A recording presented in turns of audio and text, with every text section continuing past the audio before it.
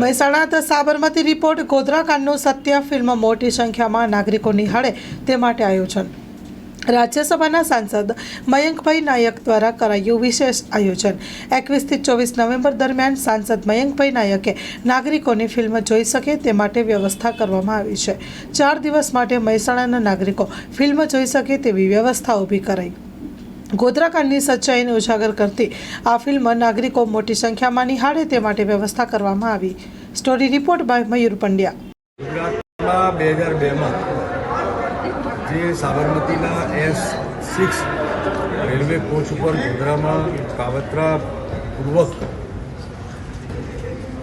અયોધ્યાથી ફરી રહેલા કાર સેવકોનું પર હુમલો કરાયો, આમનું મૃત્યુ થયેલું।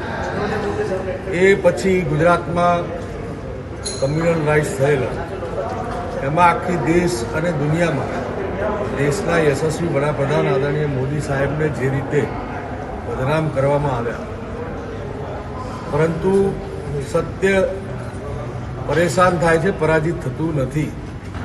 આજે જે સત્ય વાત છે એ કોર્ટોમાં અને આજે ફિલ્મના રૂપે લોકો સુધી પહોંચવાની છે, ત્યારે આ ફિલ્મ નિહાળી અને ગોધરા કાંડનું જે સત્ય છે એ ઉજાગર કરવાનો પ્રયત્ન આ પિક્ચર દ્વારા થઈ રહ્યો છે।